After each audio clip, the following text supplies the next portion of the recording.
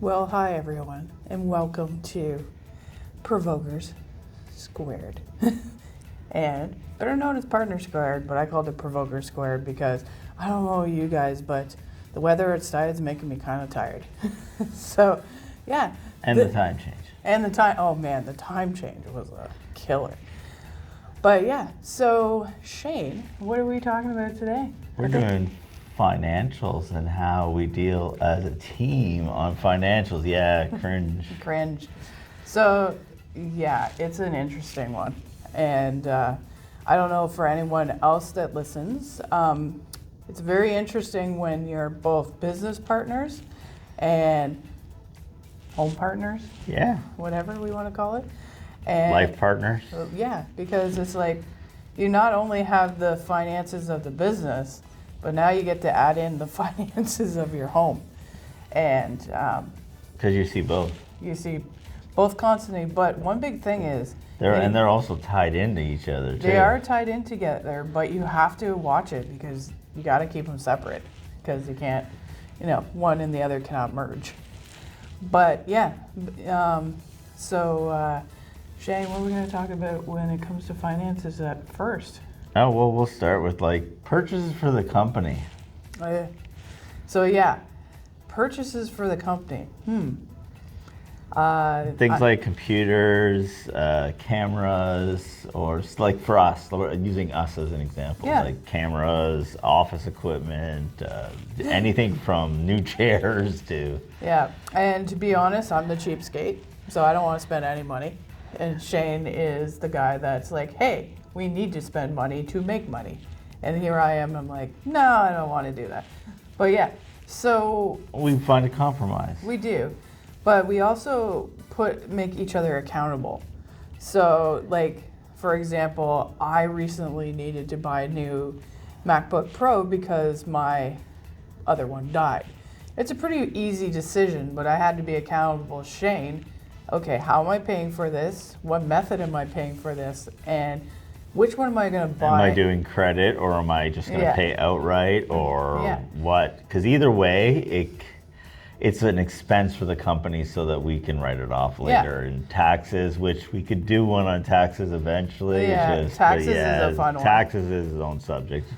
But yeah, so I have to be accountable to him, and I tell him, like, this is how much I'm going to spend. This is the model I'm going to have. He's a tech guy, so he makes sure that, the model I get can do everything I need it to do.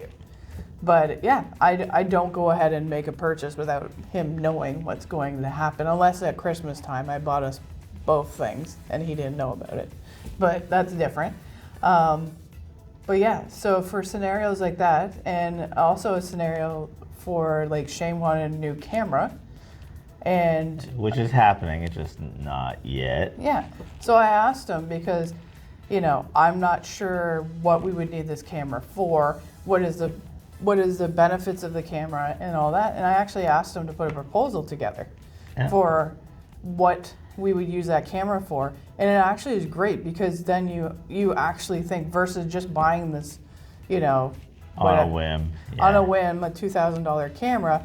Oh, these are the actual things that we would benefit from, and this is why we should get it. So that's a huge suggestion I give to anyone to do that. We actually do that for anybody that wants to work with us that are a charity too. Yeah. We always ask that, if you would like, if you're coming in as a charity and you would like, the potential of working with us, and you need rates to be different, rates to be discounted, we always ask that we want to see a proposal because that puts it in your court. And it's the same thing with, the example of buying the camera. That puts it in Shane's court to convince me and for me to realize, oh, hey, that's valid reasons why we need to buy this. This makes sense. The camera has not been bought yet, but it is on the docket. Yeah, it's there. Yeah. It's just, COVID, all that fun stuff, with business expenses has made things a lot more complicated right now. Yeah. So and she's filed it for now, and we're getting the camera. It's just the question is when. When is the best time? When is the best time? Shane needs a new computer. Like, you know, you have you gotta weigh what's more important. Yeah, you have to weigh what the priorities are. So, and in Shane's case, odds are because of the type of computer he needs, we might actually lease it versus purchase it. So mine we purchase straight up, and then Shane's we'll potentially lease. We should tell them why. So when we first started working, how many computers did they go through? 3? Yeah, Shane blew like 3 computers in the first year. Yeah, 3 computers, melted the motherboards, all that stuff. You might go, how the heck did you do that? Some of the software I'm using, like Visual Studios and stuff like that, are really hard on the motherboards and fans. So the fans end up blowing out, which makes the thing overheat and melt inside. So and this one may be a topic for another time, but really making sure you get the right the right equipment for the right job. For the right job and for the right price. Like you have to realize, you know, I have Apple, I have Macs. So I'm paying, you know, my MacBook Pro was $2,200 plus tax. So, so for me, and I'm using gaming laptops because I need replaceable parts, better fans, all that stuff. It's like more core processing so that I can make sure that I don't melt things inside. Yeah. And, you know, getting back to financials, so something that we really haven't brought up enough. So Shane and I have 2 stepsons. Shane has 2 sons. They live with us, and one currently is at university. So, you know, as parents, we're making sure to help him out too. So you have to really think of your, as an entrepreneur, when I worked for an agency life, money was no object. I didn't care. I was shopping at the best grocery stores. I was going on trips. I was doing all that stuff. I didn't care. I was making great cash. And now that we own a business together and it's it's 2 incomes into one house. Into one house. Like most people, but you know, we're both working for the same company. So, you know, we've really learned really quickly how to budget and how to make sure, you know, Nathan's at home and he's taken care of. Nick's in university, we're making sure that kid's got groceries, you know, all that stuff. Well, a lot of good communication has to happen. Yeah, and a lot of great budgeting. And to be honest, I do all the finances, I do all the invoices, I do all the home financials and the business financials. It's just easier to have one person doing that. But we work out the budgets together. We work out what the needs, priorities, all that stuff. What are the needs? What are the priorities for the year? What's reasonable to, you know, right now groceries are insane, right? So, you know, we're being a little more budget conscious on that, and meal planning and making because when you meal plan, you actually buy what you need versus just like. And it affects what we do with the business too, because we don't go out on business lunches as much. We don't entertain clients. We don't, you know, try to woo anybody. Yeah, me and Shane, this is what you get. You know, we've never tried to be anything that we're not. And the reason we are able to price out our services at where they are is because of the fact that we have very low overhead. And good communication with good budgeting. Yeah, so like with that being in mind, we try to be, of course, reasonably priced, but you know, with that low overhead of an office, you know, there's still a lot of equipment, there's still a lot of things we have to pay for, subscriptions, all this stuff. Like Adobe, anybody out there that, you know it if you work with Adobe. $79 a month for like software and stuff. So yeah, good on Adobe for doing the subscription thing. but it's not cheap. So we really budget our software. We really budget and making sure that we don't have software that we're actually not using. Like, that can happen a lot. You start buying software and you have these monthly subscriptions and you're actually not using it.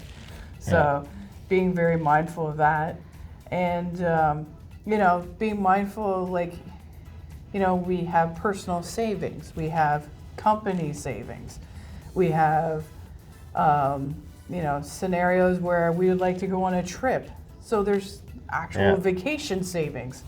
Like, you just have to be, I feel like as an entrepreneur, you just have to be a little more mindful of what you're bringing in monthly, because things aren't always even keel. Like, I'm used to being in an agency. I know how much I was making monthly. It's not the same. Anybody that owns their own business understands it's dips and dives, up and down, cash flow. So, like, for a business, if you can even out your cash flow, and some things that I can recommend is having those monthly retainers. Like, it's money that is coming in monthly. And then you just divide up the work based on the retainer too. Yeah. Like, it's a lot of planning. It's a lot of planning, but from a financial perspective, like, it's awesome to get, like, the website design one-off project. But if you're able to do monthlies, projects, like we do Google ad monthlies for some clients, social media monthlies, where we know roughly what the cash flow is going to look monthly.